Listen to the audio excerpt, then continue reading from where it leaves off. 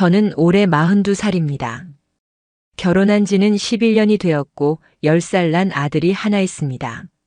남편은 잘 나가는 로펌 변호사고 저는 중학교에서 국어를 가르치고 있어요. 겉보기엔 무난한 중산층 가정 같죠.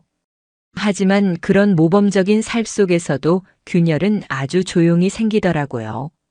그리고 그 균열은 항상 아주 사소한 날에 시작됩니다. 남편 생일이었어요. 아이와 함께 작은 케이크를 준비하고 남편이 좋아하는 참치김밥도 직접 말았죠. 초를 켜고 불을 끄며 지우가 아빠 생일 축하해요 하고 외칠 상상을 했습니다. 그런데요, 저녁 7시가 넘었을 무렵 남편에게서 전화가 왔습니다. 나 미안한데 오늘 저녁에 일찍 못 갈 것 같아. 급한 미팅이 잡혀서. 오늘 당신 생일이야. 알지, 그런데 어쩌겠어? 중요한 클라이언트랑 만나는 자리라서. 목소리는 변함없이 차분했습니다. 전화를 끊고 나서도 한참을 멍하니 서 있었어요. 옆에서 지우가 물었죠. 엄마, 아빠 언제 와? 오늘은 좀 늦을 것 같아. 우리끼리 그냥 생일 축하하는 영상 찍어서 보내주자. 케이크에 불을 붙이고 생일 축하 노래를 불렀습니다. 아이와 함께 웃으려 했지만 마음 한쪽은 어쩔 수 없이 텅 비어 있었어요. 그날 이후로 남편은 몇 번이고 미안하다고 했지만 그 미안하다는 말도 이제는 너무 익숙해서 감흥이 없더라고요. 그저 그런 사람이구나 하고 넘기기로 했죠. 하지만 이상하게 그날 이후부터 마음속에 이상한 울림 같은 게 남아 있었습니다. 며칠 뒤 학교에서 수업 시간 외 활동 관련 회의가 있었어요. 올해부터 국어와 미술 융합 수업을 해보자는 아이디어가 나와서 각 교과별 협업을 위한 첫 회의가 열린 거였죠. 그 자리에서 처음 제대로 대화를 나눈 사람이 있었습니다. 이재훈 선생님, 미술 담당 교사였어요. 우리 잘해봐요. 그는 살짝 웃으며 손을 내밀었습니다. 조용한 인상에 말투도 부드러운 선생님이죠. 그날 회의 후 복도에서 마주쳤는데 이런 말을 했죠. 오늘 회의 때 아이디어 좋았어요. 시랑 그림을 같이 묶는 거 생각보다 멋지더라고요. 그냥 한마디였는데 그 말이 어쩐지 오래도록 귓가에 맴돌았어요. 요즘엔 누구도 제 의견에 그렇게 따뜻하게 반응해주지 않았거든요. 남편은 대화 자체를 피하고 아이와는 매일 반복되는 일상 이야기뿐이었으니까요. 그 이후로 수업 준비를 하다 보면 자연스럽게 마주치는 시간이 늘었습니다.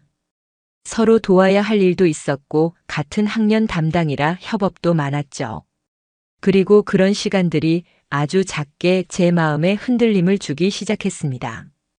퇴근길이 늦어진 어느 날 마침 이재훈 선생님도 복도를 나서고 있었습니다. 밖엔 비가 조금씩 내리고 있었어요. 버스를 놓쳤다며 제가 우산을 꺼내려는데 그가 말했죠. 근처에 카페 하나 있어요. 비 좀 피해가죠. 저도 오늘은 좀 천천히 가고 싶네요. 그 말이 참 묘했어요. 천천히 가고 싶다. 그 말에 왜 그렇게 마음이 흔들렸을까요? 카페 안은 조용했습니다. 따뜻한 라떼를 한 모금 마시며 이런저런 이야기를 나눴습니다. 그는 자신의 고등학교 시절 이야기를 하며 웃었고 저는 요즘 아이 키우는 얘기를 꺼냈습니다. 서로 대단한 이야기를 한 건 아니었지만 묘하게 편안했어요. 선생님도 외롭죠? 그가 말끝을 흐리며 던진 그 질문에 전 아무 대답도 하지 못했습니다. 대신 창밖으로 내리는 빗방울만 바라봤죠. 집에 돌아오는 길 괜히 혼잣말처럼 중얼거렸습니다. 아니야, 그냥 대화였을 뿐이야. 그런데 이상하게 발걸음이 가볍지가 않았습니다. 다음 날부터 저는 자꾸 그날의 카페를 떠올리게 되었고 그가 했던 말투, 눈빛, 조용히 웃던 얼굴이 자꾸 맴돌았어요. 그리고 어느 순간부터인가 남편과 마주 앉아 밥을 먹을 때 그 침묵이 더 서늘하게 느껴지기 시작했습니다. 남편은 여전히 바빴고 아들의 숙제도 병원 예약도 학교 알림장도 모두 제 몫이었습니다. 누가 보기엔 평범한 일상일지 몰라도 그 속에서 저는 천천히 무너지고 있었는지도 몰라요.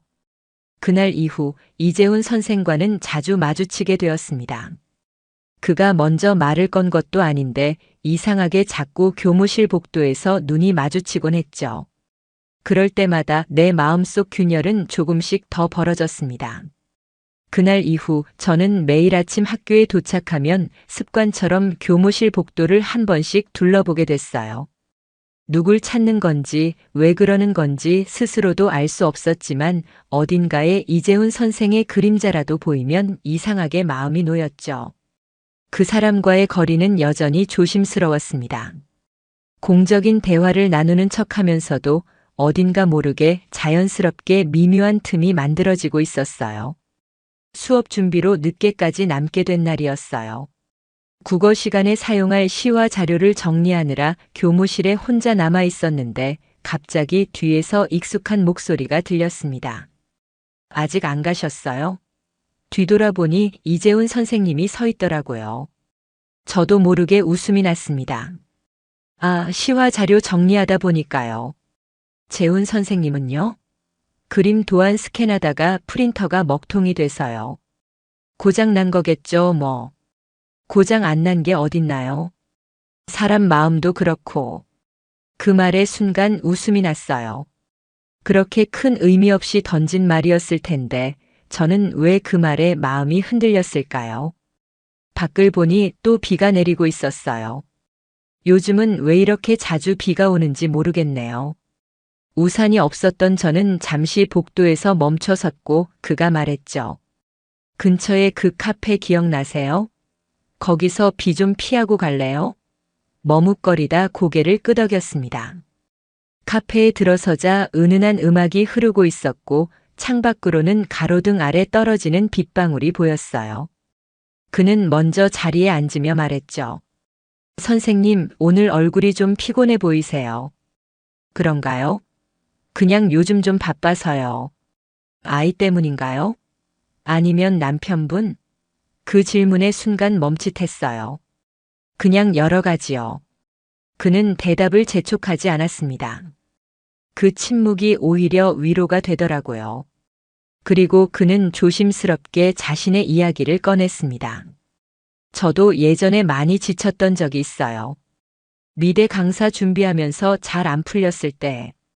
그때는 누가 고생했어요. 한마디만 해줘도 울컥하더라고요. 그 말에 제 안에 눌러두었던 감정들이 스르르 녹아내렸어요.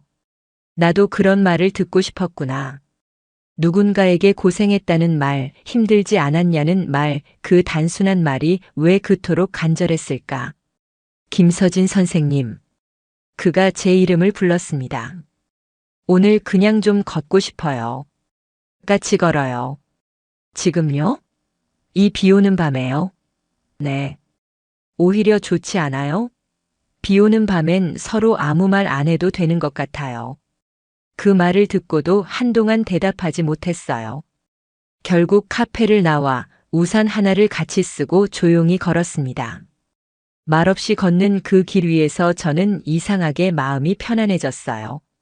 비에 젖은 발끝은 차가웠지만 옆에 서 있는 그 온기 덕분에 그 밤은 그리 춥지 않았습니다. 집에 돌아오니 밤 11시가 넘었더라고요. 아이는 이미 자고 있었고 남편은 안방에서 이어폰을 끼고 노트북 화면만 바라보고 있었습니다. 제가 들어왔는지도 눈치채지 못하는 듯 했죠. 조용히 방문을 닫고 부엌에 가서 물 한 잔을 마셨어요. 거울에 비친 제 얼굴을 보니 표정이 예전보다 낯설게 느껴졌습니다. 조금은 미안했고 조금은 외로웠고 조금은 이상하게도 설레고 있었습니다. 그날 이후로 저는 점점 그 사람과 말을 많이 하게 됐어요. 학교에서는 여전히 조심했지만 문득문득 시선이 마주치면 웃음이 먼저 나왔고 그는 언제나 저보다 먼저 제 감정을 눈치채는 사람이었습니다. 오늘 표정 안 좋아요.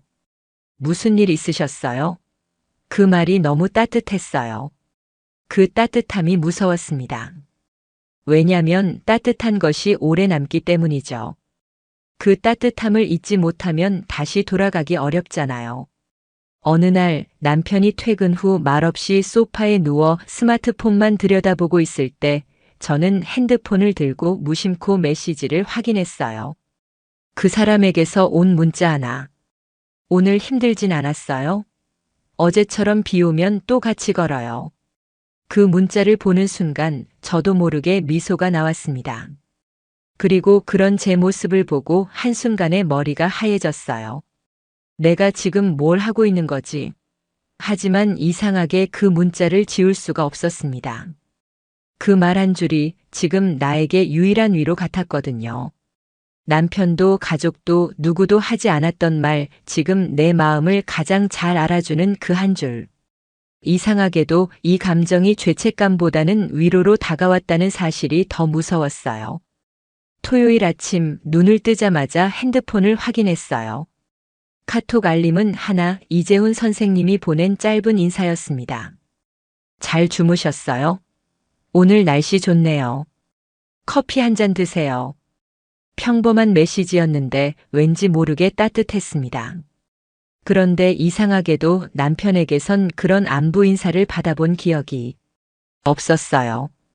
아니, 언젠가는 있었겠죠. 결혼 초엔 있었던 것 같기도 한데 지금은 기억이 잘 나지 않더라고요. 남편은 요즘 더 바빴어요. 금요일 밤에도 회식이라고 늦었고 토요일인 오늘도 오전에 미팅이 있다고 일찍 나갔습니다. 저와 지우는 둘이서 아침밥을 챙겨 먹었습니다. 아이에게 계란 프라이를 해주며 지켜보는데 문득 이런 생각이 들었어요. 지우는 엄마랑만 밥 먹는 게 익숙해졌겠지. 지우는 아빠의 빈자리에 대해 아무 말도 하지 않았지만 그 침묵이 더 마음 아팠습니다. 지후야, 주말에 영화 보러 갈래? 엄마는 안 바빠. 엄마는 너랑 노는 게 제일 좋아. 아이의 웃음에 마음이 조금은 풀렸지만 여전히 어디 한 구석은 서늘했어요. 그날 오후 학교에서 열린 학부모 상담 준비를 위해 잠깐 교무실에 들렀습니다. 생각보다 일찍 끝났고 복도를 나서려는데 마침 이재훈 선생님이 문을 나서고 있었습니다. 우린 자연스럽게 눈이 마주쳤고 그가 먼저 말을 건넸어요. 요즘 뭔가 많이 힘들어 보이는 것 같아서 조금 마음이 그러네요.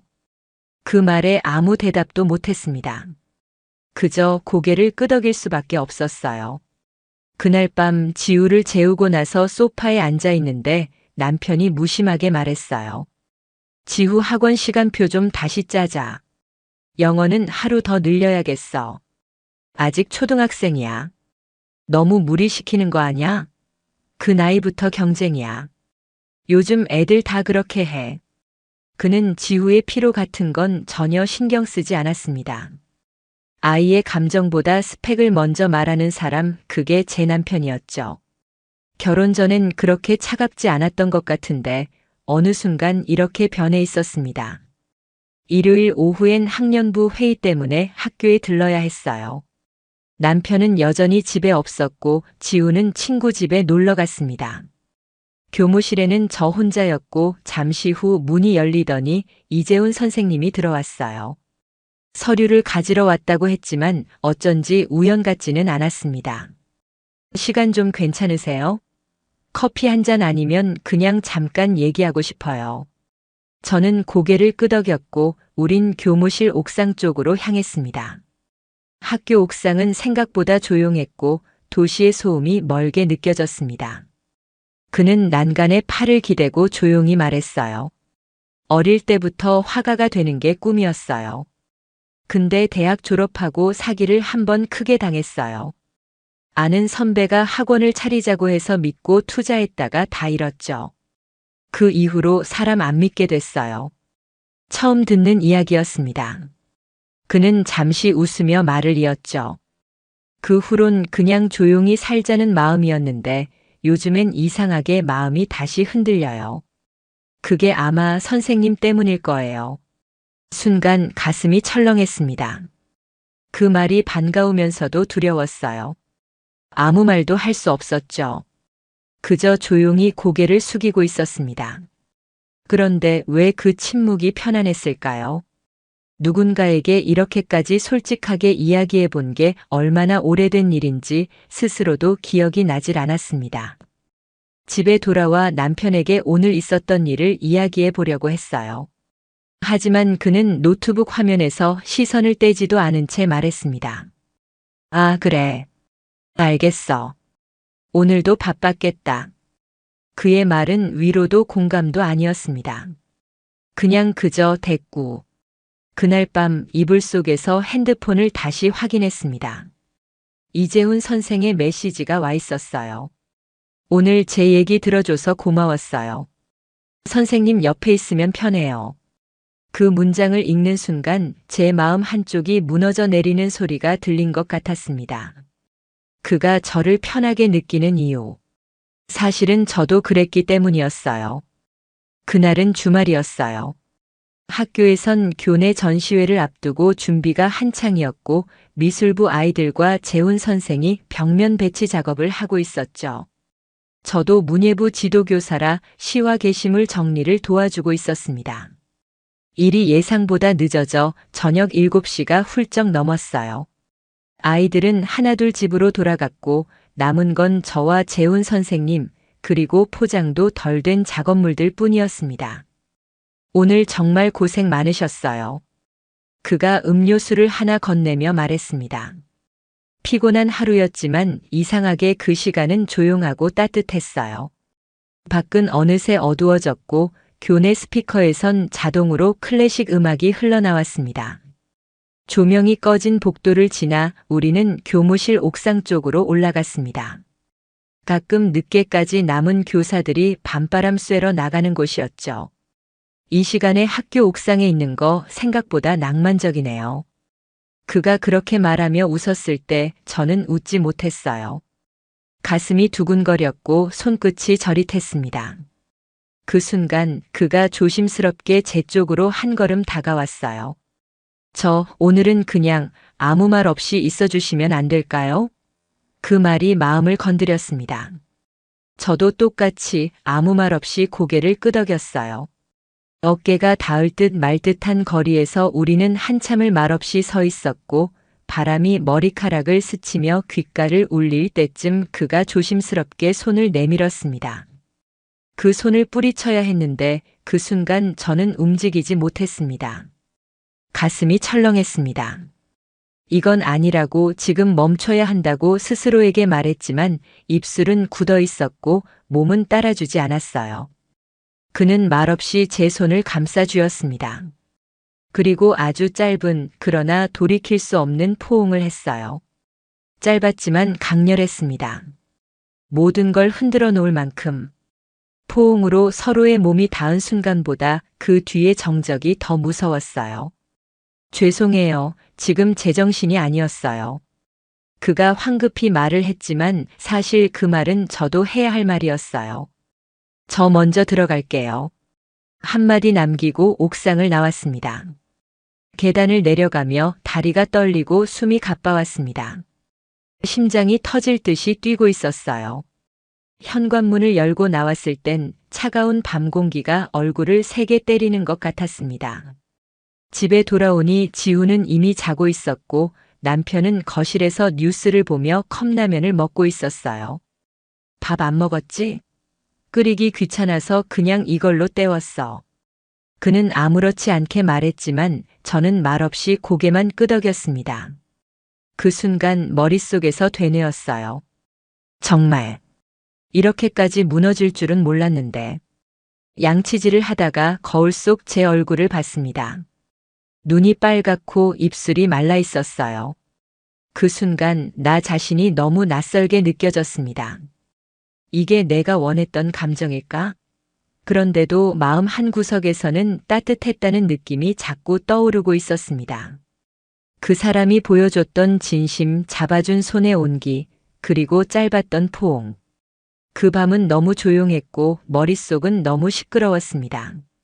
모든 걸 멈추고 싶었지만 이미 마음속 어딘가가 무너져버린 건 사실이었어요. 그 뒤로는 더 이상 어디서부터 잘못된 걸까 같은 질문은 의미가 없어진 것 같았습니다. 우리는 이미 선을 넘었고 그 선은 다시는 지워지지 않을 거라는 걸 저는 알고 있었어요. 그날 이후로 며칠간 저는 학교에서도 재훈 선생과 거의 말을 하지 않았습니다. 일부러 눈도 잘 마주치지 않았고 필요 이상 가까이 가지 않으려 애썼어요. 하지만 마음처럼 쉽지가 않더군요. 그 사람은 자꾸 시선 끝에 걸렸고 조금이라도 멀리 있으면 오히려 더 신경 쓰였습니다.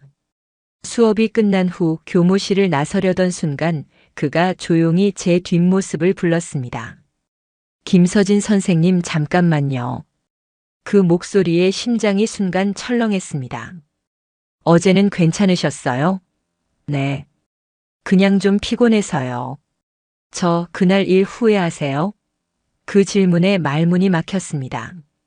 고개를 돌려 대답하지 못하고 가방을 챙겨 나가려던 순간 그가 조용히 말했습니다. 전 절대 후회 안 해요. 오히려 늦었다고 생각했어요. 저는 선생님이 자꾸 눈에 밟혀요. 정말 죄송하지만 이제 선생님 없이 수업 준비도 어렵습니다. 그 말이 너무 직접적이어서 숨이 막히는 것 같았어요. 교무실 문을 나서는 순간까지도 심장이 미친 듯이 뛰었습니다. 그날 저녁 집에 돌아오니 남편이 먼저 와 있었습니다. 희한하게도 요즘은 퇴근이 부쩍 빨라졌어요. 오늘은 회식 없어. 요즘 좀 줄이기로 했어. 지후도 크고 나도 좀 챙겨야 할 것 같아서. 그 말에 어딘가 이상한 기분이 들었어요. 무언가 계산된 말투 같았거든요. 그가 갑자기 이렇게 바뀐 이유가 뭘까? 다음 날 아침 거실 테이블에 놓인 그의 노트북이 열려 있었어요. 닫으려던 찰나 화면 한쪽에 낯익은 이름이 보였습니다. 윤소의 변호사, 그는 결혼 전 한때 교제했던 로펌 후배였어요. 제가 아는 바로는 둘은 정리된 사이였습니다. 그런데 이메일이 계속 오고 간 흔적이 있더군요. 내용은 보지 않았지만 순간 등줄기에 차가운 느낌이 들었습니다. 설마 우리 둘 다 서로 모르게 무너지고 있는 걸까? 며칠 뒤 이재훈 선생은 점점 다른 모습을 보이기 시작했습니다. 그의 말투와 행동이 점점 더 집요해졌어요. 선생님, 주말에 전시회 리허설 있잖아요. 같이 준비하죠. 저 혼자 하면 힘들 것 같아서요. 혼자 하셔도 충분히 잘하실 수 있을 거예요. 왜 그렇게 자꾸 피하세요? 그의 눈빛엔 서운함이 섞여 있었고 그 서운함 속엔 분명 기대가 있었습니다. 저는 아무 말도 하지 않았습니다. 말하면 모든 게 무너질 것 같았어요. 그렇다고 지금 상태가 무너지지 않은 건 아니었지만요. 그리고 어느 날 남편이 늦은 밤 조용히 물었습니다. 요즘 좀 피곤해 보여. 학교에서 무슨 일 있어? 아니, 그냥 일이 많아서 그래. 혹시 다른 고민 있는 거야? 그 말투는 어딘가 다정하면서도 너무 의심을 숨기고 있는 듯한 느낌이 들었어요. 없어. 왜 그래 갑자기? 그냥 내가 요즘 너무 달라 보여서. 그 말에 머릿속이 복잡해졌습니다. 남편은 뭘 알고 있는 걸까? 혹시 눈치챘을까? 아니면 그냥 내 마음이 죄책감에 쫓기는 걸까? 그날 밤 침대에 누워 잠들지 못한 채 휴대폰을 손에 들고 있었습니다. 이재훈 선생님에게 연락하고 싶은 마음과 지워버리고 싶은 마음이 동시에 몰려왔어요. 문득 창밖으로 불어오는 바람 소리가 유리창을 흔들고 있었습니다. 그 소리가 깨진 유리잔처럼 들렸습니다. 어디선가 바닥에 떨어진 감정들이 조용히 금이 가고 있는 소리 같았어요. 지금 이 모든 게 그저 피곤해서 그런 걸까? 아니면 진짜 무언가 돌아올 수 없는 선을 넘은 걸까? 그날 아침 남편은 유난히 말이 없었습니다. 출근 준비도 조용히, 표정도 무표정하게 늘 하던 대로 커피 한 잔을 마시고 아무 말 없이 문을 나섰죠. 어쩐지 기분이 이상했습니다. 전날 밤엔 평소보다 더 다정하게 굴었거든요. 지우에게 책도 읽어주고 제 어깨에 손을 올리며 피곤하지? 라고 묻기도 했어요. 그 다정함이 이상하게 낯설었습니다. 학교에 도착해서도 마음이 불편했어요. 교무실 문을 여는 순간 제자리에 놓인 종이컵에 커피가 담겨 있었어요. 아침엔 따뜻한 게 필요하죠. 옆자리에서 이재훈 선생님이 조용히 말했습니다. 고마워요 라고 말하며 미소 지었지만 그 미소가 마음 깊은 곳에서 올라온 건 아니었습니다. 왜일까요? 그 순간 왠지 모르게 죄책감이 더 짙게 올라왔습니다. 그날 오후 학년부 회의가 끝나고 교무실에 남아 수업 자료를 정리하고 있었습니다. 이재훈 선생님이 조용히 다가와 말했습니다. 선생님, 혹시 오늘 잠깐 시간 괜찮으세요? 무슨 일인데요? 그냥 조금만 같이 있고 싶어서요. 그 말에 잠시 흔들렸지만 죄송해요. 오늘은 먼저 들어가야 할 것 같아요. 조용히 대답하고 교무실을 빠져나왔습니다. 그리고 그날 밤 10시가 넘어서야 남편이 들어왔습니다. 양복은 그대로였고 얼굴은 굳어 있었습니다. 지훈은 잘 자? 응. 아까 일찍 잠들었어. 그래. 잘했네. 그는 더 이상 아무 말도 하지 않았고 저는 그저 눈치를 보며 식탁에 앉아 있었습니다. 그리고 다음 날 아침, 거실 식탁 위에 놓인 작은 USB 하나. 그 위엔 낯익은 손글씨로 이건 내가 먼저 봐야겠어. 라는 메모가 붙어 있었습니다. 불안한 마음으로 컴퓨터에 꽂았습니다. 재생된 영상은 교무실 복도의 CCTV였습니다. 영상 속엔 퇴근 후 교무실에 남은 저와 이재훈 선생님이 있었습니다. 멀리서 찍힌 흐릿한 영상이었지만 분명 어깨를 잡는 장면, 손을 잡는 순간이 보였습니다. 순간 숨이 멎는 듯 했어요. 가슴이 철렁했고 온몸이 얼어붙는 기분이었습니다. 문득 남편이 이걸 언제부터 가지고 있었던 걸까 생각이 들었습니다. 언제부터 의심했던 걸까? 그리고 왜 지금에서야 보여준 걸까? 퇴근 후 집에 들어서자마자 남편이 조용히 말했습니다. 봤지? 말 안 해도 돼. 그냥 확인하고 싶었던 것뿐이야. 내가 진짜 그런 사람인지. 그의 눈빛은 담담했고 그게 더 무서웠어요. 화를 내지도 소리치지도 않았습니다. 그저 아주 조용히 저를 보고 있었어요. 그 영상 어떻게 찍은 거야? 학교에 요청했지. 사유는 말 안 해도 되더라. 애들 안전 때문에 필요하다고 하면 웬만하면 내줘. 순간 소름이 돋았습니다. 그는 준비하고 있었던 겁니다. 나중에 알고 보니 한때 남편과 교제했었다던 그 후배와 정말 순전히 일적으로 저의 뒤를 쫓고 있었던 것이었죠. 남편은 의심을 넘어서 이제는 확신으로 그리고 행동으로 움직이기 시작한 거였어요. 며칠 뒤 교장 선생님에게서 호출이 있었습니다. 김서진 선생, 최근 교내에서 근무 외 시간에 남는 일이 잦았죠? 네. 전시 준비 때문에 학부모 제보가 들어왔어요. 무슨 말씀이신지 정확한 진위는 모르겠습니다. 하지만 교육청에 보고는 해야 합니다. 본인도 그걸 아실 거예요. 순간 머릿속이 하얘졌습니다. 누가 어디까지 말했을까? 남편이었을까? 그가 익명으로 제보를 했던 걸까? 그날 밤 이재훈 선생님에게서 메시지가 왔습니다. 선생님, 혹시 무슨 일 있었어요? 교장실에서 나오는 거 봤어요.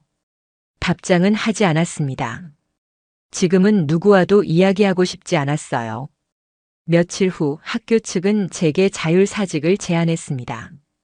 징계는 아니었지만 남아있으면 곤란하다는 암묵적인 압박이었죠. 저는 결국 사직서를 썼습니다. 사유는 뭐라고 쓸까요? 개인적인 사정으로. 손이 떨렸습니다. 내가 12해를 보낸 이 교실, 이 교무실 모든 게 무너져 내리는 기분이었습니다.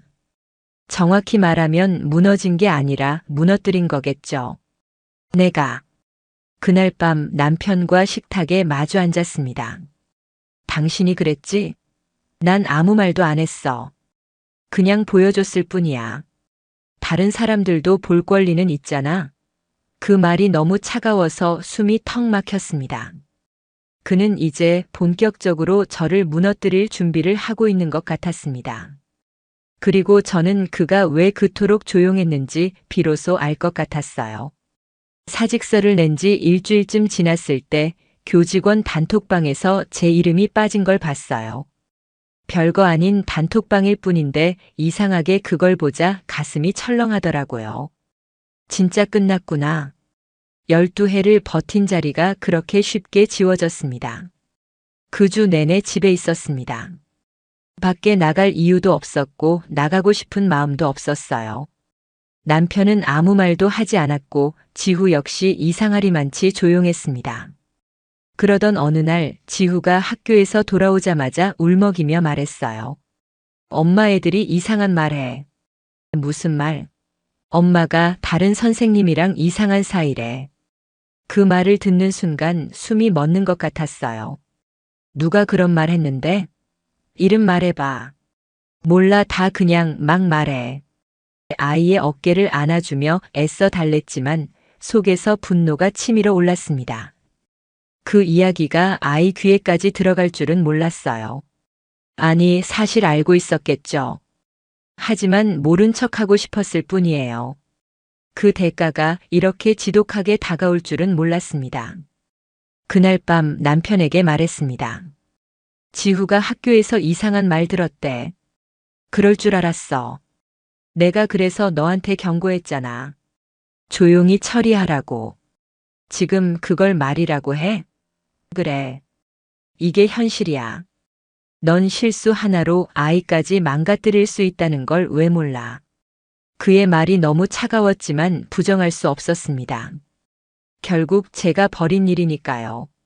며칠 후 이재훈 선생님에게서 전화가 왔습니다. 받지 않다가 결국 통화를 했어요. 선생님, 전시회 취소됐어요. 네. 학교에서 갑자기 연락 왔어요. 학부모 민원이 너무 많다고 제 작품에 대해 불편하다는 사람이 있다고. 그는 당황한 목소리였지만 저는 어쩐지 그 소식이 놀랍지 않았습니다. 이미 시작된 파문이 그에게까지 번졌다는 걸 알고 있었거든요. 며칠 후엔 지역 예술 커뮤니티에서도 이재훈 선생님의 전시 취소 소식이 돌았다고 했습니다. 어느 작가 모임에선 표절 의혹이 돌고 있다는 말도 들려왔어요. 예전 대학 시절 제출했던 작품 일부가 기존 작가의 작품 구도를 모방했다는 익명의 제보가 들어왔답니다. 남편이 움직였다는 걸 확신하게 된 건 그 다음 날이었습니다. 남편의 방 서랍 속 인쇄된 문서들 사이에서 발견한 전시회 민원 대응 보고서 초안. 그 안에는 이재훈의 과거 학적, 전시 이력, 이전 제출물 비교 자료까지 정리돼 있었습니다. 그가 했습니다. 이 모든 걸 계획적으로, 서서히 차갑게. 복수의 방식이 이렇게 치밀할 수도 있다는 걸 처음 알았어요.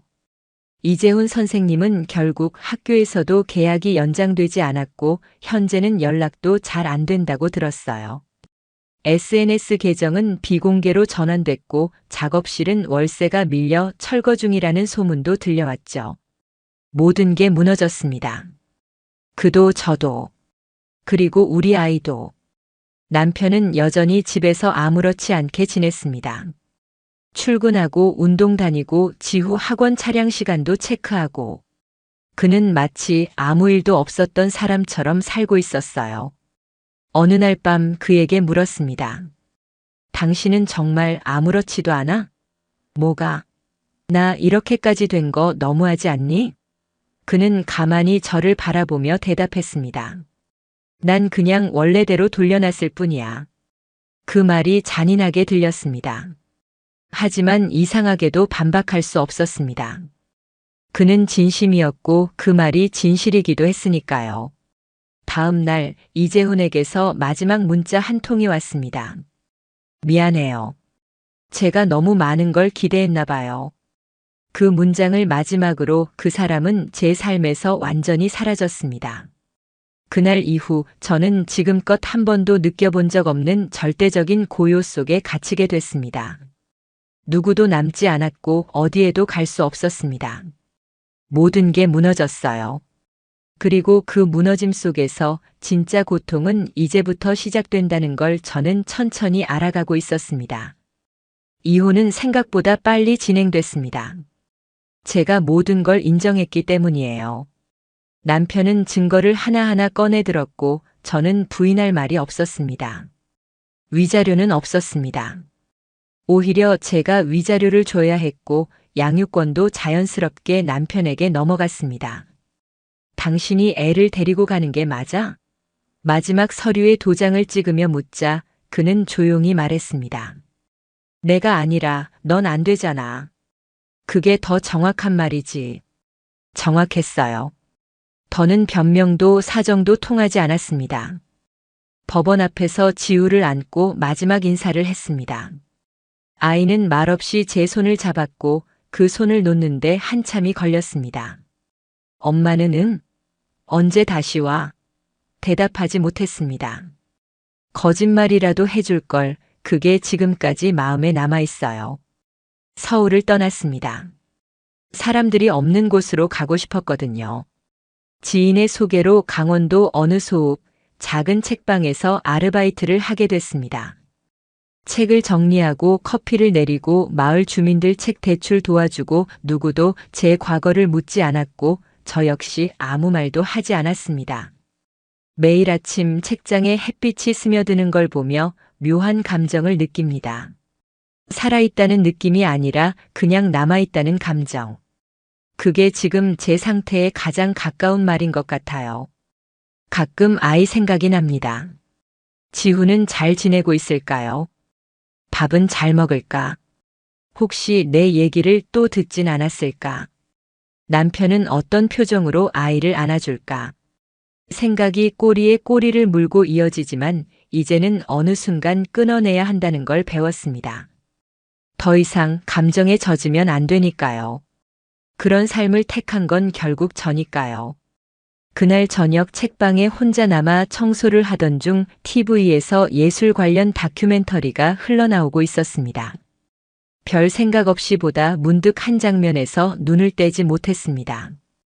도심 갤러리, 전시회 풍경, 그리고 그 배경 벽면에 걸려있던 그림 하나.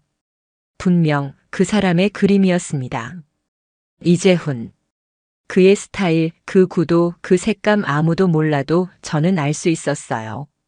그가 어딘가에서 다시 그림을 그리고 있다는 사실에 묘한 감정이 일었습니다. 안도, 미련, 후회, 그리고 다시는 돌아갈 수 없는 거리감.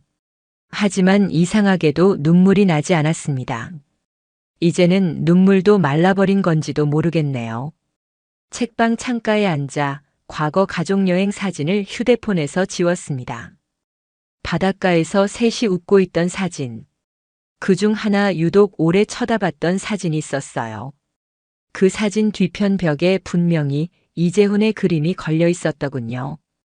그때는 몰랐던 장면이 이제는 너무 선명하게 보였습니다. 휴대폰 화면을 꺼내며 속으로 이렇게 중얼거렸습니다. 이젠 다 끝났어. 끝났다고 믿기로 했습니다. 사랑도 후회도 모두가 조용히 무너졌습니다. 그리고 남은 건 아무도 모르게 아주 조용히 살아가야 하는 나 하나뿐이었습니다.